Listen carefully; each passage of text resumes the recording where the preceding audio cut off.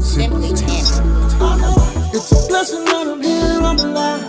No, I never ever have to cry, cause it's something I know will always work for me on my side. Not a thing I even have to fight, All things work together for my good. Life speaks if you listen, it might be sound. Watch the love come alive. Sharing the truth that inspires, Sharing the truth that inspires, Sharing the truth that inspires.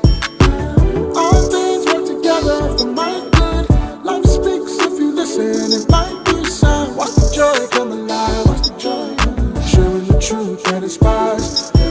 Inspired to love, inspired to grow, inspired to heal, inspired to live.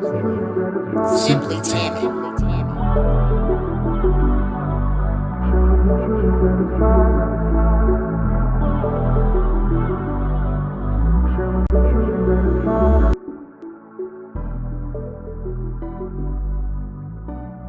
Hello, welcome to the Simply Tammy Show. I am your host, Simply Tammy, and I'm excited to welcome you to another episode where you get to hear the amazing stories and celebrate them with me of some people who have conquered some things, overcome some things, and are still moving forward beyond challenges.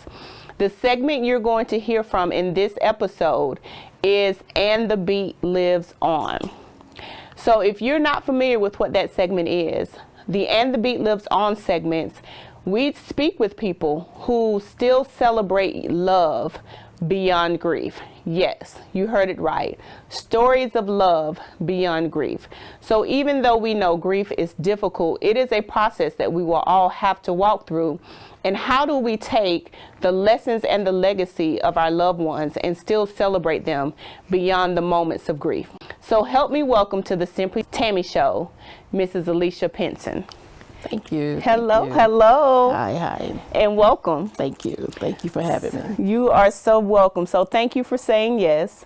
I know grief is not an easy subject to talk about, especially when you've experienced it in many ways, in many forms over several years. So I applaud you, and I'm inspired by you being able to sit here to say, I'm going to talk about the loved ones that have passed on and be able to celebrate their stories.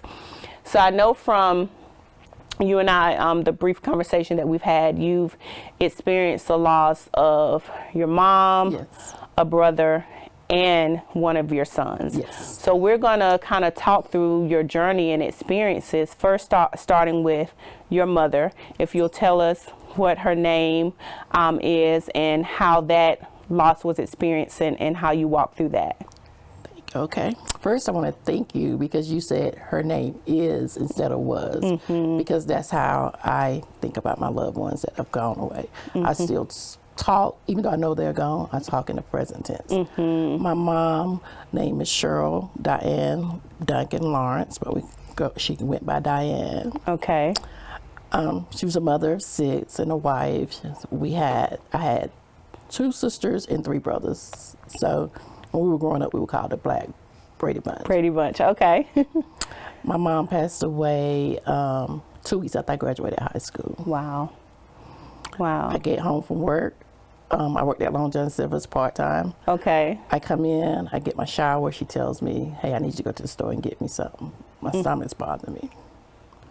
I jump out the shower, brush my hair back in a ponytail, go to ask her exactly what. She's gone. Really? Within 3 minutes. So you had just gotten home. Oh, wow. And I yelled down, because we lived in Fieldcrest. So Okay. I yelled down to my sister, my younger sister, and I was like, hey, have mom been sick today? And she said, yeah, the ambulance came out earlier, but she wouldn't go. So we didn't have a phone, so I ran to my best friend's house and called 911. And her sister was, me and her sister graduated together, and she did the CNA classes at the Don. We were at Foothills. Okay. And she did that. So she came over and started doing CPR until the ambulance got there. Oh, wow. Wow. So You were what, 17, 18 at 18. the time? 18? I was 18. So what is going on with you mentally and emotionally experiencing this at that age? That day was very emotional. However, the next day, it flipped, because the Thursday before my mom passed, I had got off work. Me, her, one of my friends, and one of my brother's best friends was sitting outside. And she said, all I did was pray to the Lord to let me see, my nickname is Foxy. She said to let me see Foxy graduate, because I know once she graduates, if something was to ever happen to me, she'll take care of Bo, who's my brother that was 18 months older than me, and my sister Chrissy, who's 2 years younger than me. She'll take care of them and make sure they're okay. She told me this on a Thursday when I got home from work. Wow. The following Monday, within 4 days, she passed away. Oh, wow. And my brother's friend, he brought that to my remembrance the day after, and it just clicked. Okay, go be mama. So I didn't grieve. I didn't. We planned our mom's funeral. Out of 6 kids, I'm number 5, so I'm close to the baby. We planned her funeral, have her buried, and I'm working, so I just forget about any other plans I have. Not thinking about college anymore. I actually really wanted to go in the Navy. Put all that to the side. My brother and my sister made sure they had everything they need. Wow. So you immediately assumed the mother Mom. role. Wow. At 18 years old. Oh, wow. So how did that change the trajectory of your life? Everything I did, I started doing it like a mom would do, always thinking about someone else. Never just saying, okay, this is for me. It was, well, I got to make sure my sister is okay. I have to make sure my brother's okay. And then I have 2 other older brothers and an older sister, but they were already out the house. So, but we all did together. But when it came down to making sure the 3 of us was good, Yeah, it fell on you. Wow. I made sure. I didn't even think about asking. Right. Not even my dad. I just did. Because I wanted to honor her wishes. Because she had said it, and I was like, Lord, you know, they say people can feel their death before it happens sometimes. And I felt in that conversation that day, she was letting me know, hey, when I go, this is what you're going to do. Wow. So Wow. I did.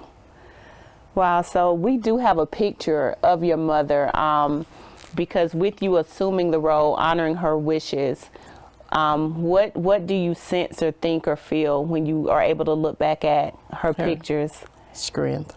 Yes. She started young, having kids. So strength, love, and pouring knowledge into us. Yes. Making sure we knew right from wrong, what to do, what not to do. She was not one that went to church all the time, but she made sure we were in church. Okay. Okay. Yeah, we went with my grandmother. If my grandmother wasn't going, a bus used to come through Fieldcrest, and we got on the bus and went to church. Oh, good, good. So yes, often a lot of times we as women, we assume those characteristics that our mothers had, being the strong person, being the person that makes sure that everyone else is okay. And so you also shared that not too long, or I'm not sure how many years after your mom passed, you experienced the loss of one of your brothers. My mom passed in '89. My brother passed in '93, and it was one of the brothers, my brother Bo, the one she said she knew I would take care of. Wow. He passed suddenly too. I was 4 months pregnant, I think, 4 or 5 months pregnant with my first. He literally rubbed my stomach a week before he passed and was like, you're going to have a boy, and he's going to be born with a silver spoon in his mouth. Those were his words to me. And the day that he passed away, we had seen each other that day, talked, because I was moving into my own apartment, me and my son's dad. And I went over and talked to him and was telling him about what I had went out shopping to get and stuff. And he said, oh, I can't wait to help you look for that stuff. And the weirdest thing was he was on a bicycle, riding in the neighborhood, riding somebody's bicycle. And he's like right where me and you are. But as he's riding away from my car, I'm looking at him, but he fades. And I never thought about it till later. And that night I got a call from my brother, my older brother. They were rushing him to the hospital. He played basketball, and he had been told like 2 years before that he needed to give it up because he had an enlarged heart. Wow. So in your vision, you see him fading, but you don't realize the significance of that. Oh, wow. Wow. God he's so awesome. Yes. He'll give you what you need when you need it. Yes, yes. And I didn't understand it then. It took a minute. And then with him telling me about having a boy, I found out the day before I buried him that we were having a boy. Oh, wow. And I just cried because I was like, he knew he was going to pass. And, you know, you hear the saying, when someone's pregnant, someone leaves usually. And I said he knew, and he wanted God to bless me with a boy, so I have another little best friend like him. So at this point, with his passing being so close to your mom's, because 4 years is not a lot of time. Not long at all. And it also being sudden, you know, you see them and then within hours. How are you coping? Like, what is it that you're doing to keep putting one foot in front of the other? Just knowing I got to get up and go. Not even trying to. I didn't grieve. Wow. I didn't. My mother or my brother, I did not grieve. Wow. At all. It made it hard as the years went on because I needed them. So it made it hard for me. But I just was like, I gotta make sure this is done. I gotta make sure that's done. And just, they call me my dear mama now, but just making sure my brothers and sisters are okay. Just making sure we're still being a family. We're still doing things. All of us are contributing and keeping each other happy and trying to go on, but I didn't grieve. I did not. I think maybe the day of his funeral was my hardest day for me. But being pregnant, the doctor made sure they kept me on something to keep me calm. So I didn't get to experience the emotions that I needed to. Right, right. And then after the services, everybody's gone and you're there. You are sad, but in the back of my head, I'm like, I gotta keep going. Right. I got a baby coming. Right. I gotta keep going. Yeah. And that was with my brother. Like I said, with my mom, I had to keep going because I know I had to make sure me and my sister and my brother was okay. Right. So so at this time you're married and have your first son. No. Or well, you have your first son. We have our first son. Okay. We're not married. Okay. We have our first son. Okay. We have our first son. And so your time and space is occupied, so you can kind of bury those feelings through the pregnancy. When he comes, just making sure I'm mom. I'm doing what I need to do. I've played the role of mom since 18, but now I'm really a mom for real. So I got to make sure this little person have everything. So I didn't. I didn't grieve at all. Wow. So you also shared with us a picture of your brother, and what's his name? Bo. Bo. Well, his name was Cedric Lamar Lawrence, but we call him Bo. Okay. Yeah. So this was, I guess, like you said, your little best friend at the time. Yes. So what's one of your fondest memories with him? We clubbed a lot together. Okay. Oh man, we clubbed all the time together. So he learned how to, it's funny, the Waffle House, you know, we used to go to the Waffle House after we would club. And he learned how to call the orders out at the Waffle House, like the people at the Waffle House. Okay. So we would be sitting there and it would be packed with people. And he would be sitting there calling the orders out and the cook would be thinking it's one of the waitresses. That was my funnest memory. So he was a little comedian. A comedian. Wow. Loved by everybody. Oh, wow. Wow. And how old was he when he transitioned? He was 24. Oh, wow. Very young. He was 24. I was 20. He had just turned 25 because I had just turned 23 and I had my oldest. So he was 25 and I was 23. Okay. When he passed away. Okay. Wow. Wow. So, hey, Just for a moment, I wanted to interrupt you. So no, the video has not messed up. This is an intentional interruption. Just for me first to say thank you, because if you've gotten to this point, that means you're still watching this interview and hopefully you're hearing some things that are helping you, encouraging you, inspiring you.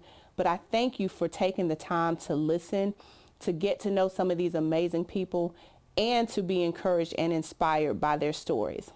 Second of all, I want to give you an opportunity to partner with me.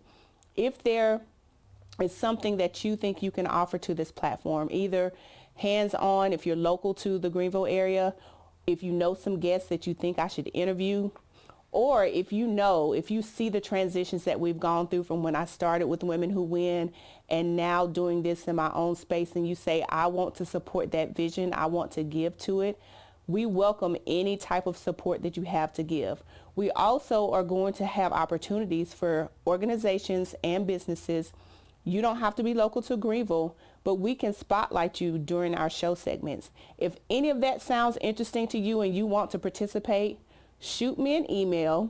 I'm going to put the email address on the screen, and I want to give you all of the information on how you can partner and connect so that we can keep bringing these people before you, sharing their amazing stories, offering them a safe space to share their journeys, and to also help encourage you along yours.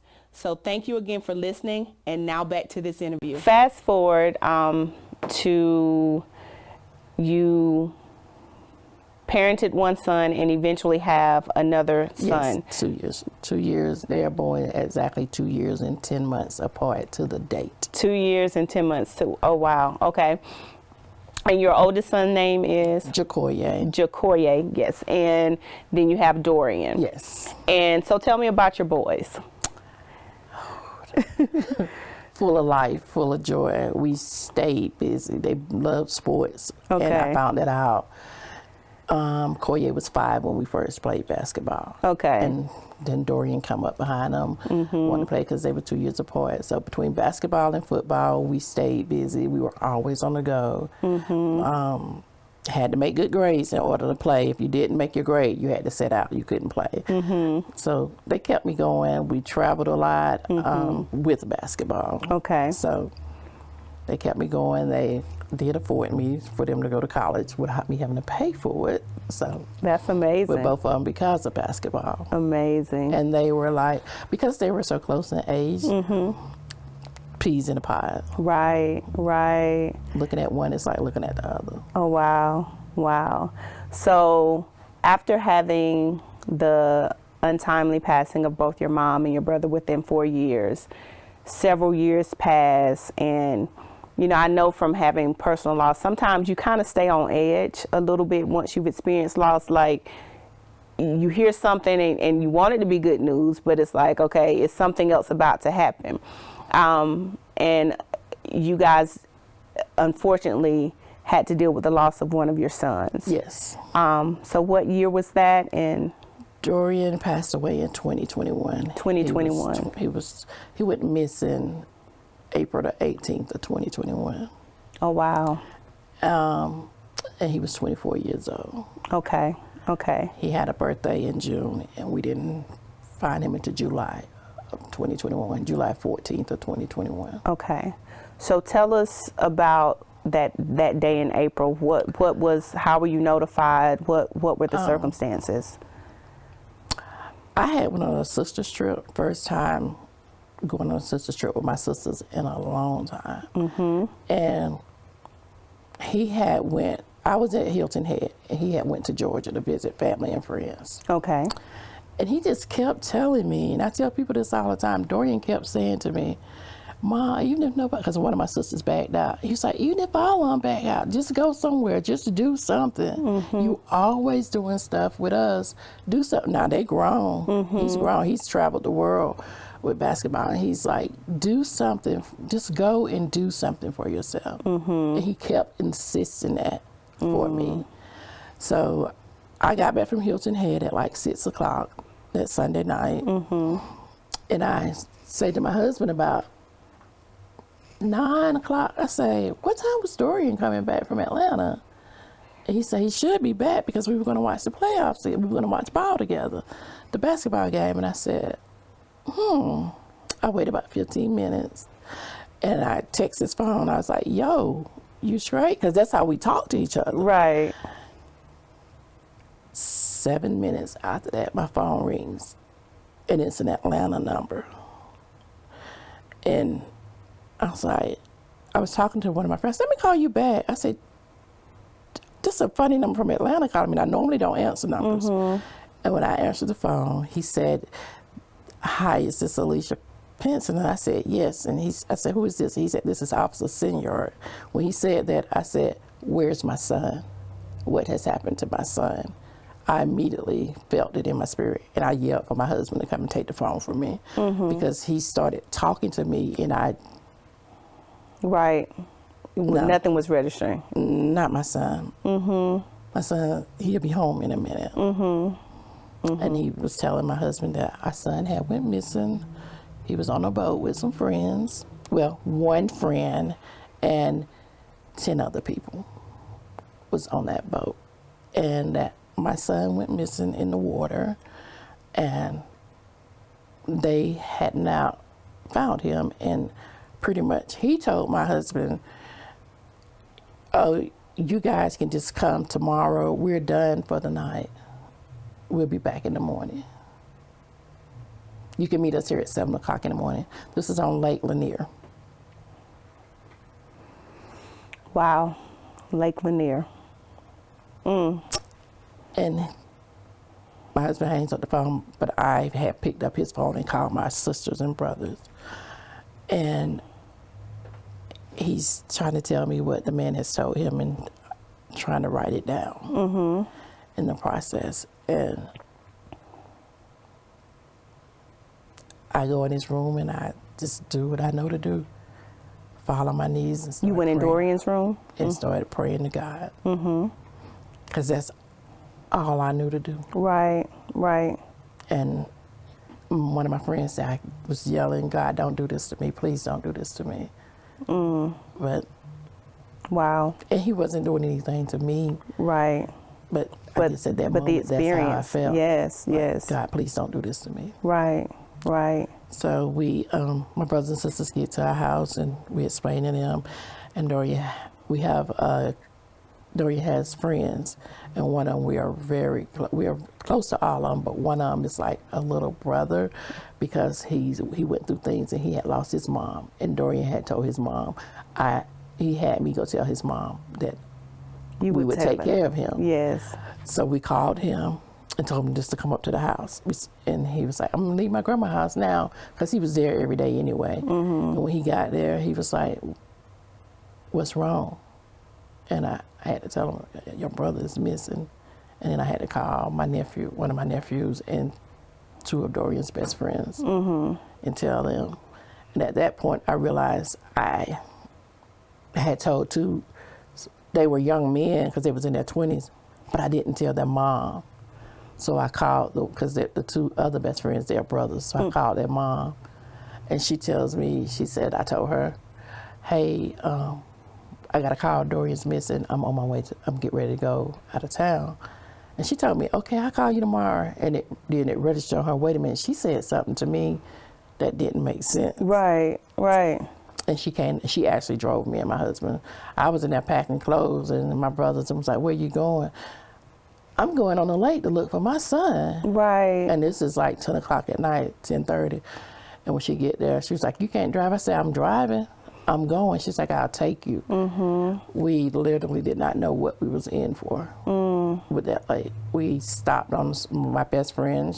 She called me. She said, hey, and my sister told her, she said she can't talk right now. She's not in a state. And she was like, she's about to get on the road. And so she told her, just tell her I'm going to meet on the highway. We get off our exit. We buy flashlights. Because I'm thinking, okay, he can swim. He's made it to the shore. Nobody's there. He's on the side where he don't know. Right. We're going to find him tonight because it's getting cold because it's April and it was still getting cold. Yeah. The anniversary date is coming up next week. Yes. We're out there with flashlights, yelling and screaming his name. And the next morning when the police finally got there and we seen how big that lake was.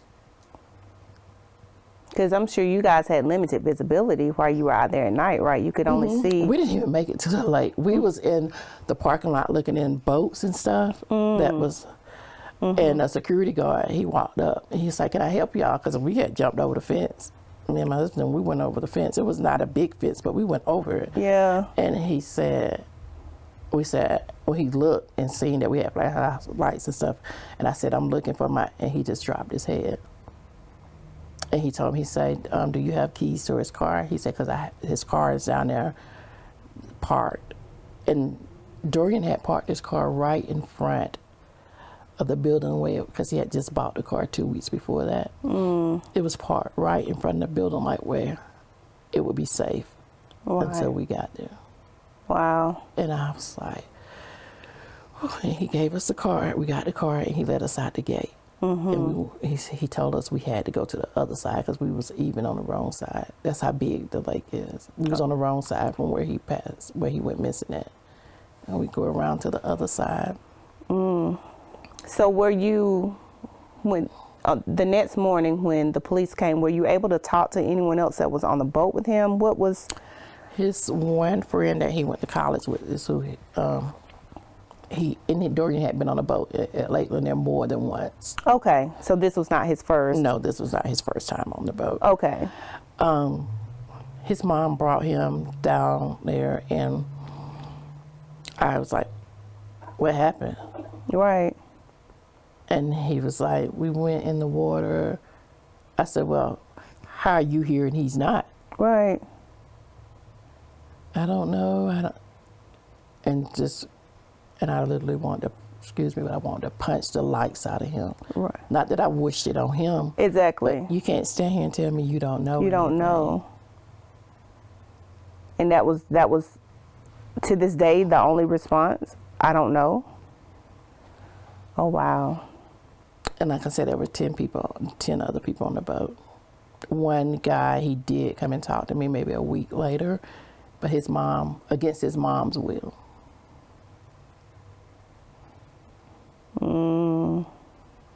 Nobody knew where a life jacket was. So everyone was in the water, or just Dorian and his friends, or you don't know? What they say, it was Dorian and his friend, and then the other young man that came and talked to me that his mom told him not to. He said a girl jumped in the water, but she didn't know how to swim. Well, why would she jump in the water trying to help? A girl was in the water also, but I do know that the young lady that was driving the boat got citation for DUI, operating the boat under the influence. The statements that we did get, Dorian was in the process of doing videos, making videos and doing producing. So every last one of them said none of them seen him take a drink or anything, that he was just videoing them partying on the boat. So. Right. Okay. Yeah. A lot of missing pieces. Yeah, a whole lot. Yeah. Like I said, it happened in 2021, and those pieces are still missing. Oh, wow. They are still missing. Wow. So walk me through from April 18th until you said July 14th. July 14th. So almost 3 months. He has a birthday during that time. So what's going on with mentally and emotionally with you, your husband, and his brother, and I'm sure extended family? Like, what are you guys doing, and how are you coping? I dropped everything, moving a hotel down there. Me and my husband, we moving a hotel down there. Wow. I told them, I'm not coming back without my son. Lake Lanier does not win. They do not have the authority to have my son. Oh, wow. And that's powerful. At first, you do the first week, first day or two, I was crying, why God, why? And just my sons, you know the cliches, you're not supposed to bury your kids are supposed to bury you. It is a cliche, because God watched his son die and be held on that cross. And he brought that to me. He's like the second day, that Tuesday morning, we're out there, and I'm saying those things. He's not supposed to bury me, I'm supposed to bury God. God, he literally like gut punched me. He was like, get it out your system and get it out right now. He said, because after this, what you're going to speak on is my word and what you know. You're going to, if you want authority down here, that's what you're going to speak on. Wow. And from that day forward, that's how I spoke to that lake. I spoke to that lake with authority and told him about the God I serve, the God that Dorian knew, the God that Dorian served. Wow. And it took 86 days. So what was there a search team meeting you guys there every day, or did the first week they called a DNR group down there. That Sunday, Monday, Tuesday, Wednesday, Thursday, Friday, they met, but they was there every day. And we was at a clubhouse on the lake, and the lady was like, I'll just give it to you this whole week. You ain't got to worry about finding nowhere for your family to come. And so we was at the clubhouse every day, just sitting there, bathrooms all around the place, but family and friends would come down and they'd be with us there. They'd come, the DNR group would come every 4 or 5 hours to say, hey, we're looking, we haven't found anything. And then they would tell my husband, because I asked, I say, well, because I worked for a dental office, and one of the dentists that I used to work for, he had friends down there with boats. So I was like, well, I have people who want to come and help. Can they? Oh, no, can't nobody else help with this. It's only our team that can do it. And I was like, okay. And I was like, well, you going to find them? And they would tell my husband, once I walk off, you got to prepare your wife for the worst. There are people who never find their kids or never find their loved ones in this water. And at first my husband was like, you got to get prepared. We might not never find him. And I told him, I said, if you want to listen to them, you go over there. But I'm talking to the man that's my daddy. And I know what he's capable of. So you go back and you tell them to stop talking to you when I walk away. And he finally did. He told them like the third day, he said, do you hear my wife when she talking to you? She's telling you he's coming out that water. He said, you don't know who my wife served. Wow. And so my husband pretty much started standing on my faith with me. I'm sure he was looking at me like, this woman is crazy. Right. Here we, especially, 30 days in. Yeah. 'Cause basically, to be honest, you have your savings, but our friends, they paid our bills. Our co-workers, they were like, we got it. We would come home like every other week just to check on our house and see Dorian's dog. He has a pit bull, and we would check on the dog. But we were there. Wow. We came up for one of his friends' graduation because he was graduating college and he didn't even want to finish college. And I was like, you got to. I said, Dorian graduated, and that's what he expect out of you. You got to finish. So it was just the strength of God. Yes. That's exactly what I was getting ready to say, because you mentioned as soon as you guys got the call, before you started packing or anything, you went in his room and started praying. And for 3-4 days in, God began to change your confession, and you began to find strength to make a faith declaration, even as time was looking like it was working against you. Where do you feel like you got this strength from? God himself. Yeah. God gave me that strength, because I even looked at my sisters and brothers, and I told my friends, I said, take care of them. I said, look at them. And they were like, you worried about? I said, I'm not worried about them. I said, I'm telling y'all, take care of them. Mm-hmm. Because they're going to be looking to me. And right now, I can't do nothing for nobody. Mm-hmm. Mm-hmm. I had to make sure my husband was good. Mm-hmm. My son. Mm-hmm. And my son was away in prison, my oldest. So when he got the call, and, you know, trying to call down there, hey, is he okay? Is he okay? Right. I just had, nobody had to rely on, trust God that he was going to be mentally okay behind those walls, and that he was going to know that his mom was not going to give up until she found his brother. Right. And then also trust God to do what I'm asking him. Right. Because they call that the unimaginable down there. They say if they ain't floated up in a week, they're not coming back. Wow. So I talked to this lady. She came up and she wanted to meet me. And just somebody that heard the story. There, that lived on the lake. And she started asking, after that week, she started asking people about dive teams.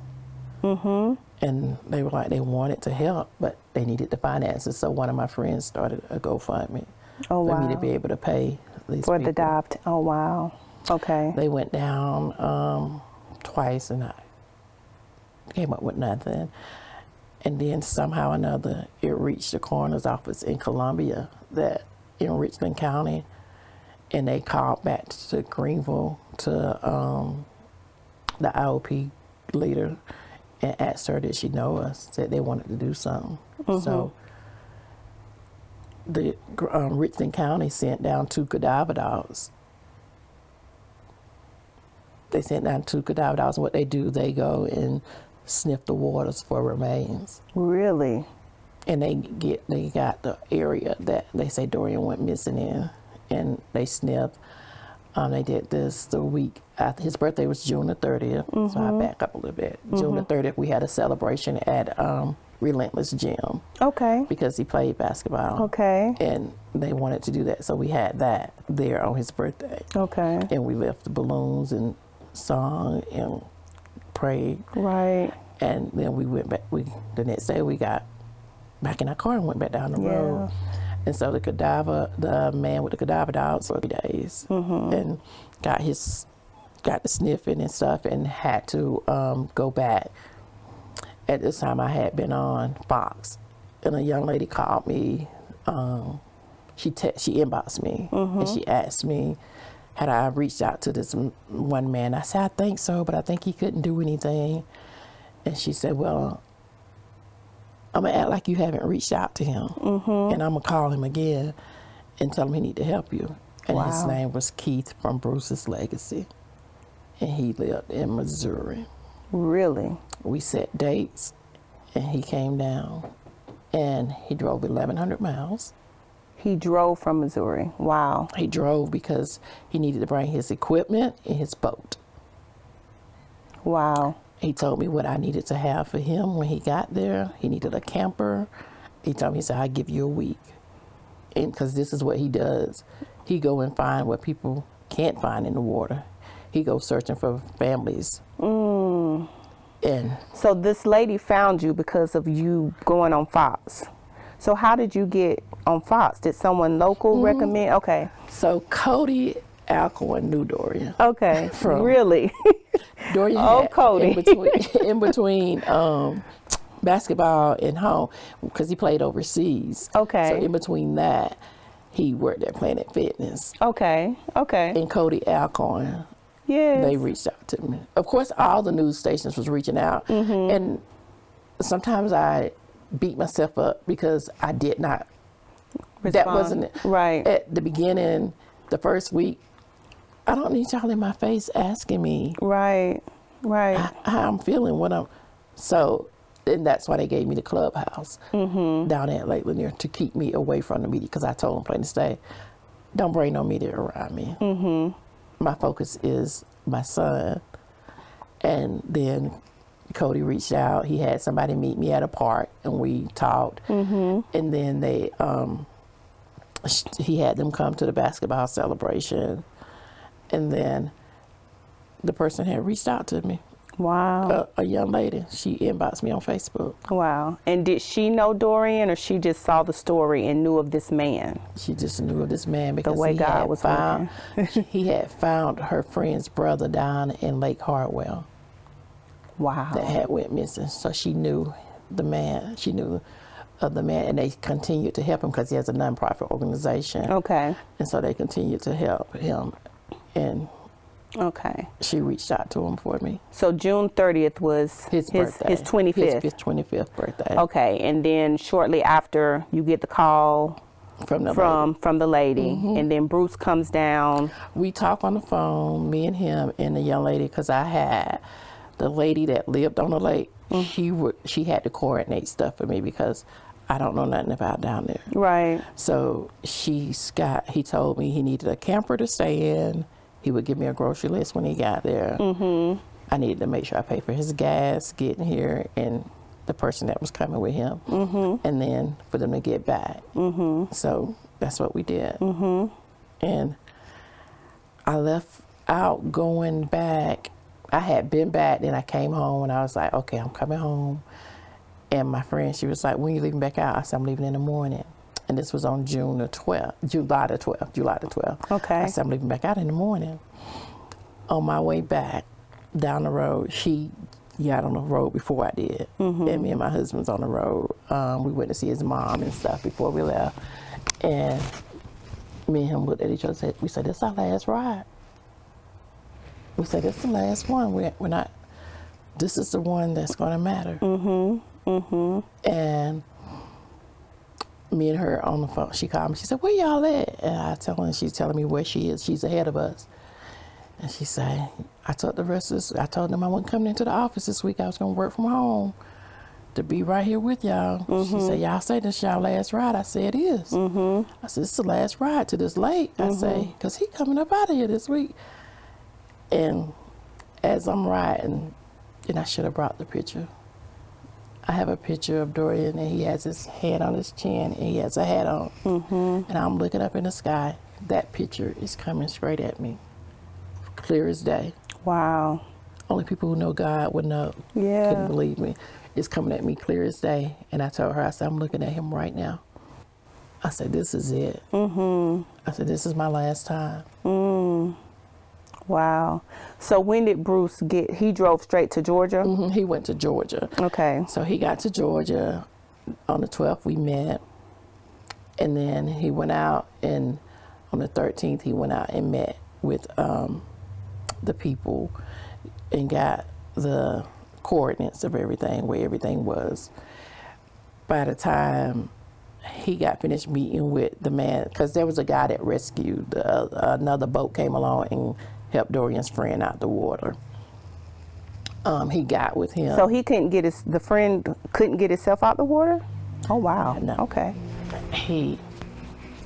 I don't even want to, he's not even important. Okay. To be honest. Understood. But, yeah, I didn't know. Okay. Yeah. He meets with this man, and I had met the man too. And he had told me he seen Dorian, like holding himself up and he said, I don't know what happened to your son. He said, was your son an athlete? And I said, yes. And he's like, 'cause I could tell by the way he was riding, trying to stay up. So I said, okay, thank you. And so he met with Keith from Bruce's Legacy and gave him, he was like, was this the area you was in? He was like, yes. He said, sometimes you think you're somewhere and you're not. So he asked him to see his phone. He said, my location wasn't on my phone. The guy who rescued him, he said, just let me see your phone and let me see what you recorded. Because the guy had recorded it. He went to his coordinates in his phone from that recording. He said, even if your location's not on your phone, still capture coordinates. Wow. He used those coordinates, and the cadaver dogs that had came down 2 weeks before, they were back down. He came back down with them also. They had came back. And he used their coordinates, what the man had went back to Richland County and put it all together and within a 100 feet radius. He actually had the radius down point on the 13th of July. It got dark, so he had to come out of the water. And as they're there that night in that area, because it's far out, but we could still see, there's a big, I look up and I was like, wow. And then my husband said, you see that? And my friend, she was like, you see that? I said, there's a angel and dove in the sky hovering over that area where they are. Really? Oh, wow. And by 1 o'clock the next day, I'm sitting there eating fruit. And I said, I'm gonna go in this camper and fix me a chicken salad sandwich, because we had got food too. And I go in there and she say, we gonna stay here? I was like, no, I'm going back out there, because they gonna bring Dorian out. And there's a crowd around, and I don't know what the crowd is, but I said, you see that cluster? And she was like, yeah, what is that? They was pulling him out the water, and I didn't even know it. So Keith from the nonprofit organization is called Bruce's Legacy. So I was calling him Bruce, but his name is Keith. Yes. Okay. And so he's a professional diver, apparently? He goes and find people. And he started his because his brother was a firefighter and was saving another firefighter, and they both drowned in the water. Wow. So that's why he started it. So Bruce must be his brother. His brother's name. Okay. Okay. So Keith is who dived, was the diver. He had a man with him that died. Okay. But he didn't even have to dive. Wow. He's had instruments to go down, and he grabbed the watch Dorian had on and pulled him up from that watch. He was 113 feet down. Wow. He said he had to maneuver through a couple of trees, but he brought him up. Because the dive team that I had hired that lived there was scared to dive in because they were scared they were going to get stuck in the trees. I had been paying them, but that was just a way for somebody to say, we tried. We tried. People will do whatever to get money out of people. Wow. Wow. So 86 days. 86 days. Was there any time during those 86 days that your faith or your hope wavered? Or the first two. After those first 2 days, I couldn't. I can't talk about this man I love and praise in church and then not trust him to do something for me. Wow. You know, my husband we were standing there, he was like, we was looking at the lake, and he said, why Dorian? Why me? Why me? And we both were saying that. And he said, why not you? And this was early on, or this was the early on? Okay. Wow. The first couple of days. And God said, why not you? Why not Dorian? Wow. Wow. I had a conversation with God maybe a week before, and I was like, a week before he went missing? No, the week before we found him. Okay. 𝙗𝙗𝙮 Man, Take Me to the King. I love that song, but I started hearing the words more. And she was saying, we need a word. The people are dying. I was like, God, they need to see. They watching me. Everybody seeing me still praise you. Still talk about how good you are. God, show them this king that you are. Wow. Wow. I would just cry when I heard the song. And one day I just listened to the words. And like I said, he told me to give him back his stuff, and I gave it back to him. I God, you said, if I trust and believe. And then when the 86th day came and we found Dorian, I just started thinking about things in the Bible. I was like, God, I'm no better than Job. I'm no better than. And on the 90th day, we came back up the road with him. On the July the 18th is when we came back up the highway with him. Wow. Because we stayed there because they had to do their stuff. And on the 18th of July, he came back up the road. Wow. So to me, and you can speak to this, I feel like you probably were having two different experiences then. The woman of faith probably felt triumphant, like, you know, God, you did what I asked you to do. But what did you feel like as a mother?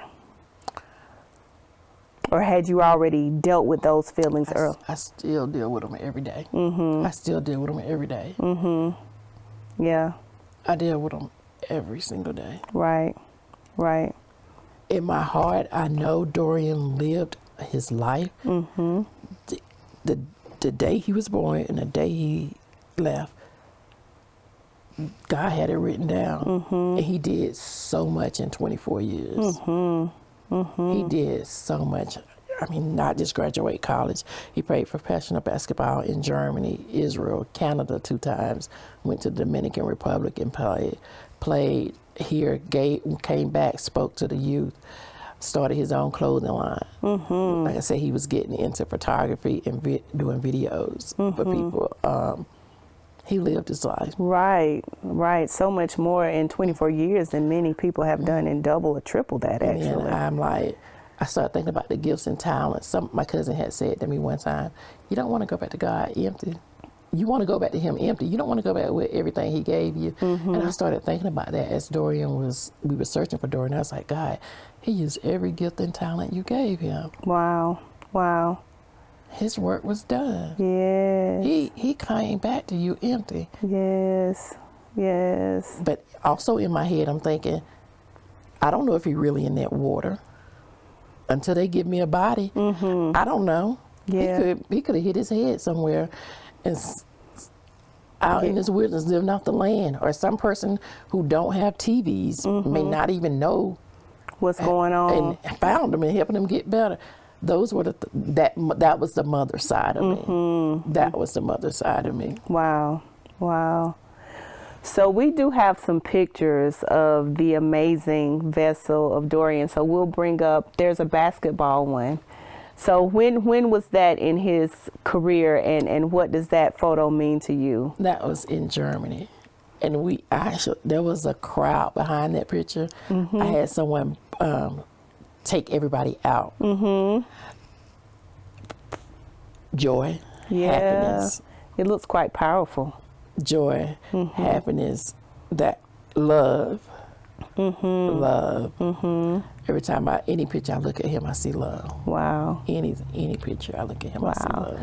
There's another picture of him. Yes, Elevated Love. I see you post about that a lot. That's his brand. Okay, so tell us about that and how, because you're still carrying that on. So, okay, yes. Tell us about Elevated Love. He started Elevated Love when he came home from Israel. We were talking, and the funny thing is, I wanted to start my own brand when my other son got in trouble and went away. Okay. Because I was talking to God, and I was like, I'm so broken, God, I can't believe this happened. He said, my child, you're not broken. He said, you're simply bruised. Oh, wow. So I did a logo, and it was a heart. It has a bruise in it, and it has teardrops coming through the heart.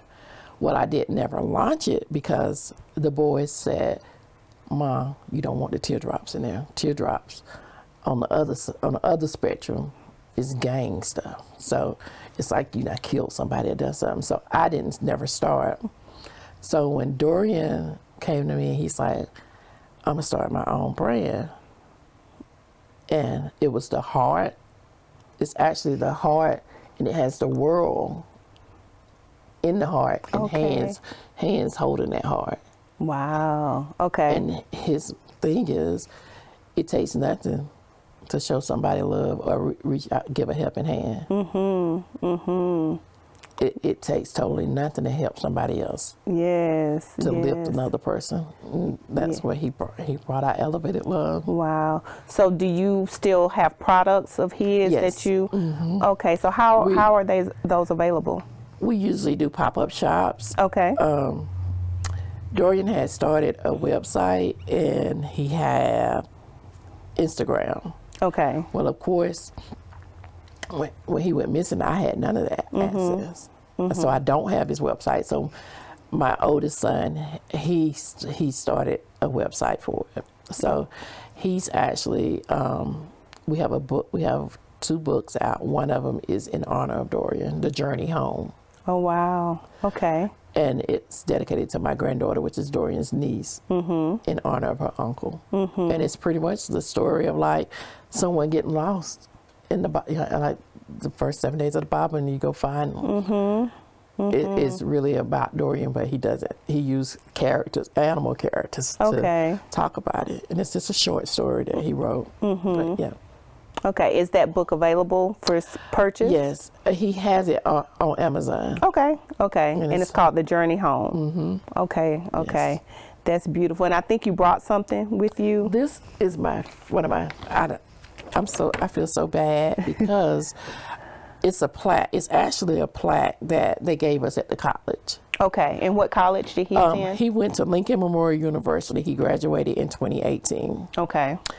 And this picture is his last picture he took in front of his family in Greenville. They took this picture of him in 2018 at Furman. They came to Furman every year. Okay. And so they won the championship, and he scored the winning shot, and then ran down and blocked another shot. Okay. The shot for the other team, and he jumped. And there were 2 other boys in the picture, but when they made us that plaque, they took the 2 other boys out of the picture. But I have that picture as a big old picture in my house. Okay. That's what I used at the service. At his services, we used pictures. Okay. And had closed casket. Okay.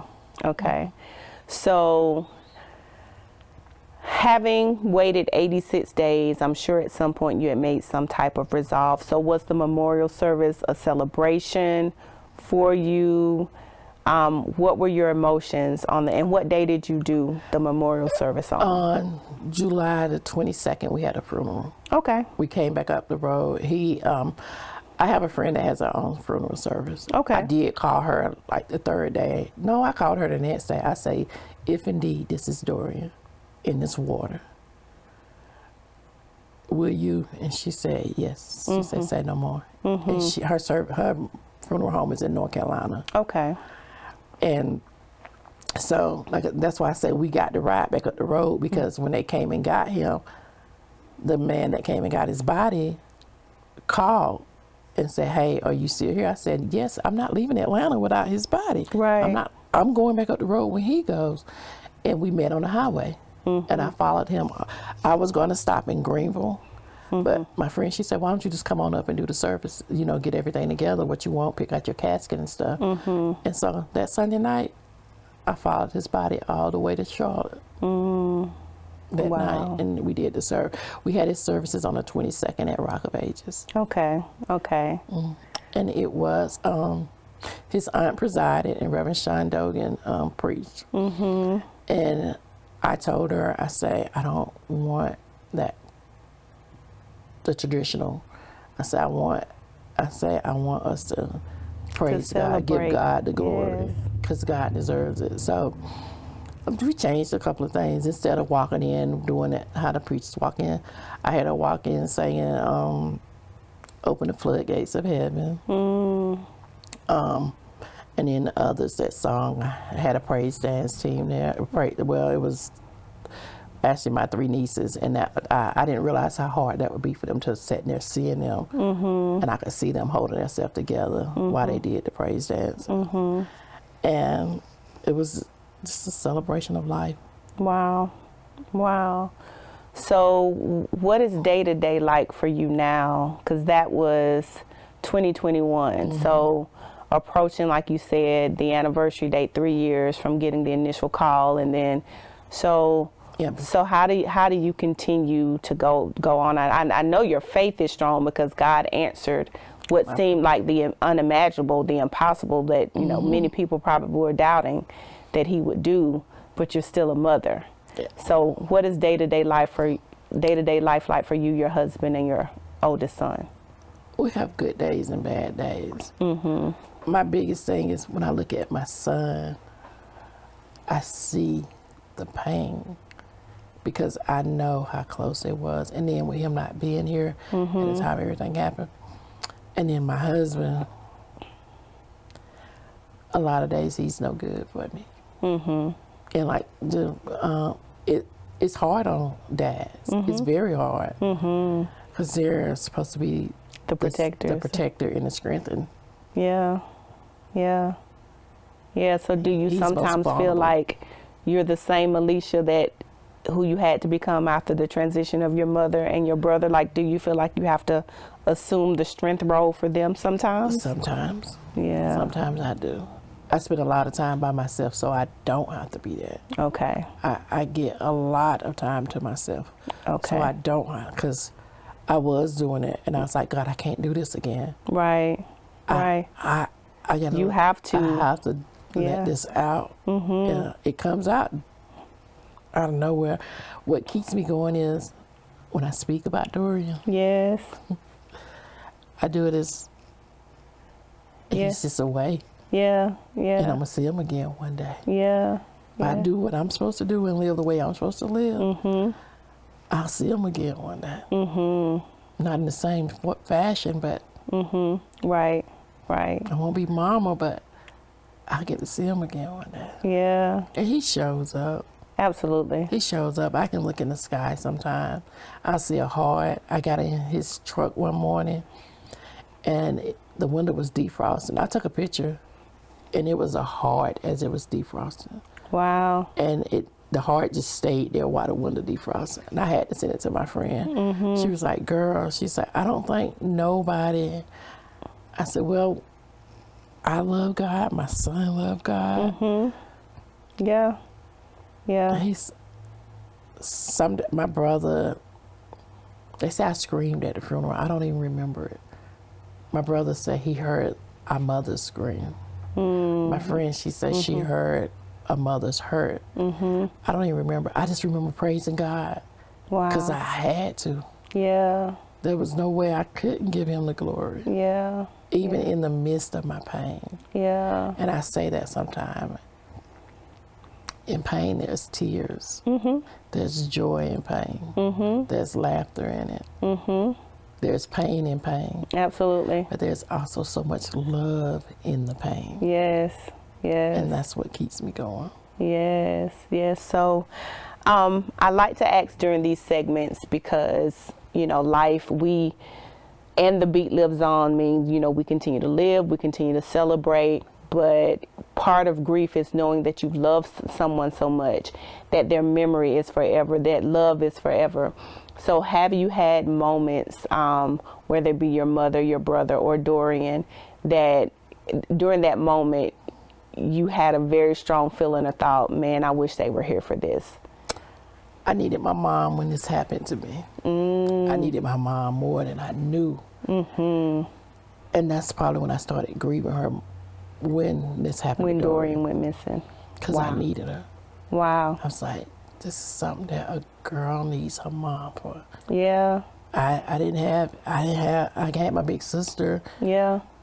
But there are days I want to just go lay on my mom's bed and just cry my heart out. Yeah. Yeah. So absolutely. The big moments with her. Absolutely. For my brother, it was probably when Koye got in his trouble, because my brother would have been right there saying, hey, yeah. My other brother was there, so I know he would have been there with him. Hey, everything's going to be good. You're going to be just fine. He's going to be all right. Right.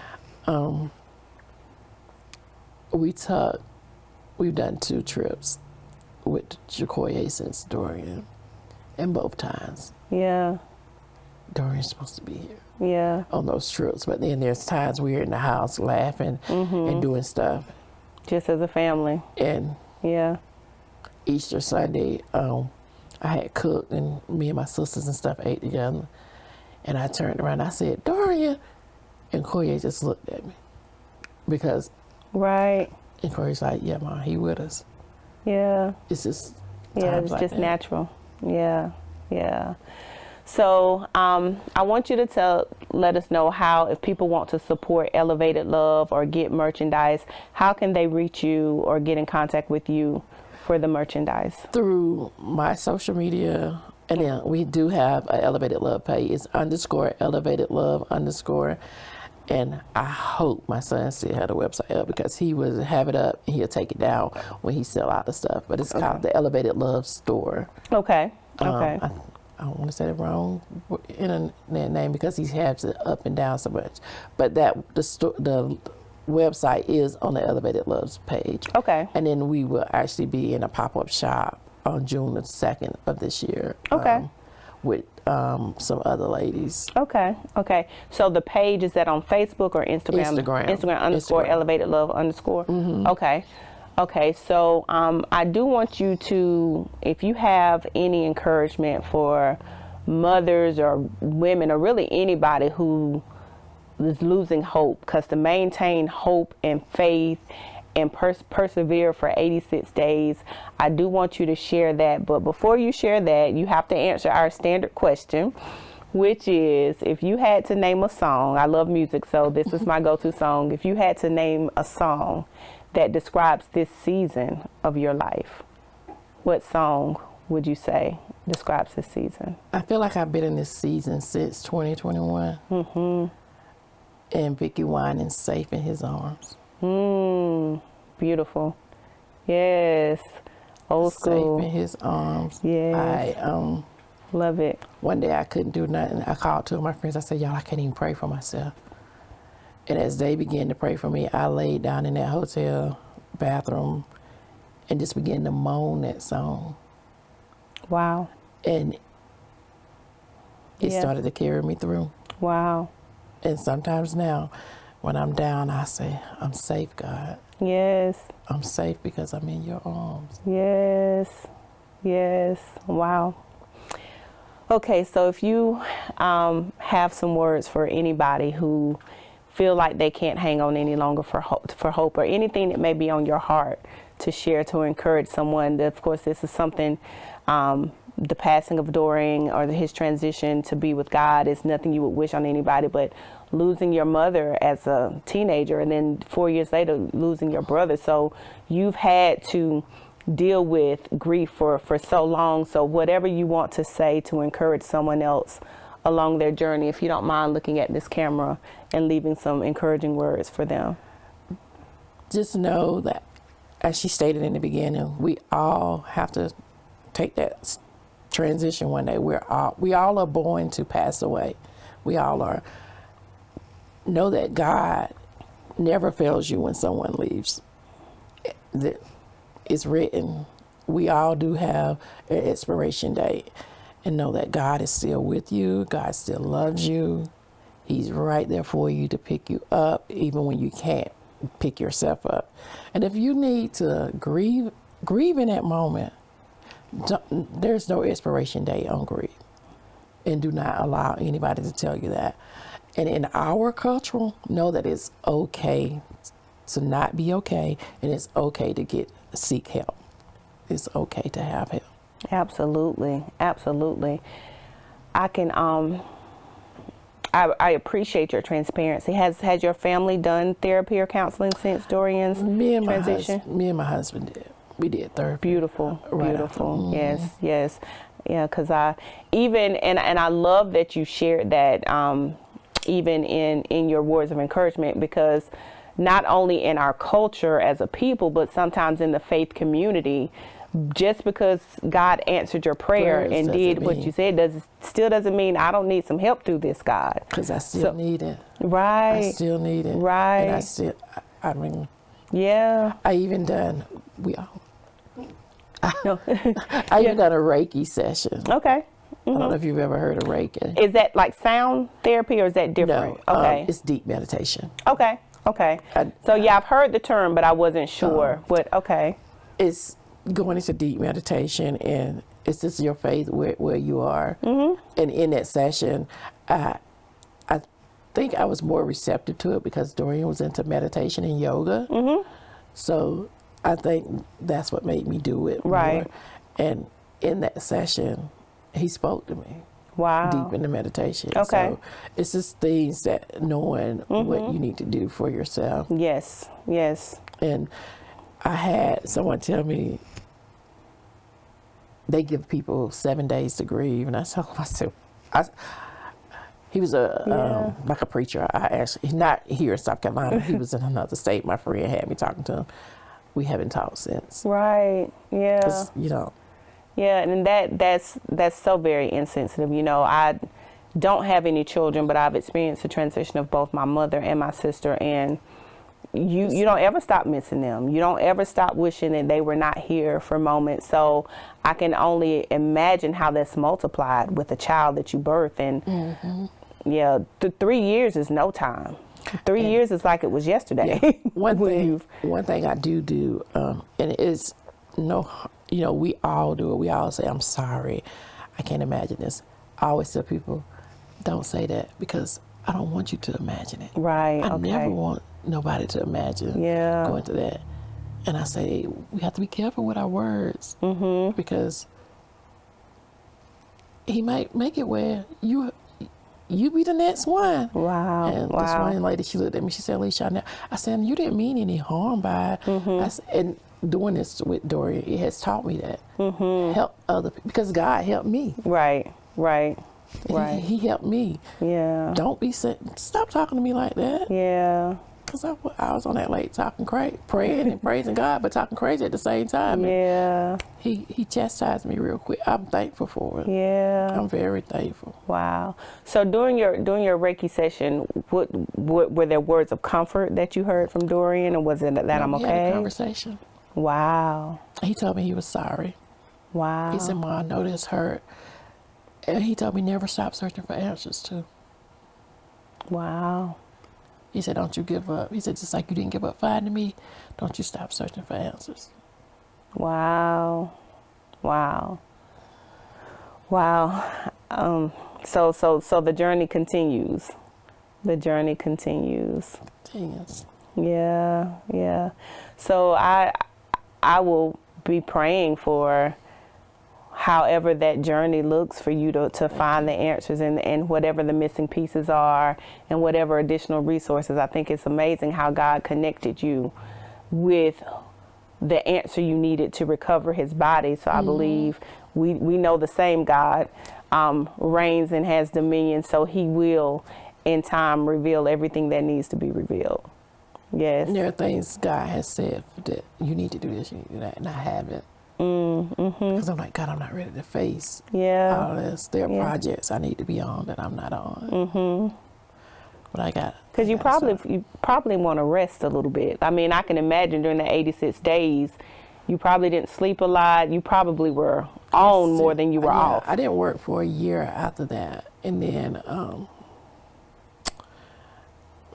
they kept calling me to come back to the dentist's office, and I was like, no. But it's like, I think it'll be good for you. Because he stayed out of work for 6 months, and then he went back. He's like, I think it'll be good for you. So I've been working now since 2022. Okay. I started back working in 2022. Okay. Yeah. And at your own pace. At your own pace. Yes. That was something I never did before, and I had to learn that. And at Dorian's college and his community of friends, couldn't ask for a better group. Wow, because you said they've retired. They retired his jersey at college in Legacy. Here, they retired his jersey last year. Okay, and what's his number? What number they? At Legacy, he was 21. Okay. They retired number 21 at Legacy. In college, he was number 15. College and professional, he was 15, except for in Canada, he had to wear number 4. Okay. Which they didn't retire his jersey, but they got in touch with some company here, and they actually sent the jersey that Dorian won the championship game from Canada. They sent it to them and had them frame it and put his stuff on it. So we have that in the frame. Oh, wow. So we have all his jerseys framed. Beautiful, beautiful. So his legacy will continue. Yes. And, you know, I have to say, Greenville too, the prayers, they kept us. Yes. Yes. They kept us. Yes. I tell people all the time, I can see people in there give me a hug, say I was praying for you, and God has given me that ear where he said you can trust they were really praying for you. He has moved the unnecessary out my way and just have me connected Yeah. And connecting with the right people. Yeah. I'm grateful for that. Because I didn't know all the details you've shared this evening. I know, what I would be able to see on social media. And of course, your heart goes out, you're praying, but I didn't know the severity of things. But I'm so moved to hear how God walked you guys through that and showed himself so strong in that. The day we found Dorian, and they called and they was asking me what he had on, and I just knew what he had on because of a picture that I seen in his camera of what he had on. And I told him, he said, well, if it's truly him, do you want? I say, sir, I've waited 86 days. No, you're not going to call me back. You're going to come up here to my face. And when he came and talked to me and my husband, of course, we was crying, and my nose just started bleeding. And my doctor said one of my blood vessels burst from all the pressure. This is the day they found him? Wow. And I looked, and I said, look, we were standing in front of a tree, and the tree had a green heart. We were standing in front of a tree when they told us somebody had drew a green heart on that tree. Wow. And that gave us a little comfort for that day. Yeah. He was like, he's with us. Yeah. And of course, we didn't get to see his body. Right. But, and some days, I think about my friend who did the service. The services, because she's known them since they were kids. Right. So I asked God for her strength because. Right, for her to have to see his remains in that magnitude. God is so amazing. Dorian's body was fully intact. His skin she said his skin was like baby turning gray, how a baby come out. And the only reason she didn't let me see him because she said his skin was so soft it was starting to, she said she didn't want me to touch him. Right. But his tattoos, all his distinguished marks were still on him. Wow. When she called me and went over everything, we was talking on the phone, and she said, so I'm getting Dorian ready. And I said, I know it's him, but is it him? And she said, it's him. And she was like, I'm looking at you, because everybody said we look alike. And she was like, I'm looking at you. And she said, but I'm looking at his tattoo on his arm, on his chest. And she was saying, now what happened to his knee? He had surgery on his knee. Wow. And she didn't even know it. Yeah. So you knew for certain that was your son. And I thought it was amazing when you said they were able to pull him up by his watch, because again, you would think that if his body had been in water 86. A G-Shock. He had on his daddy's G-Shock. And he pulled him up by the watch.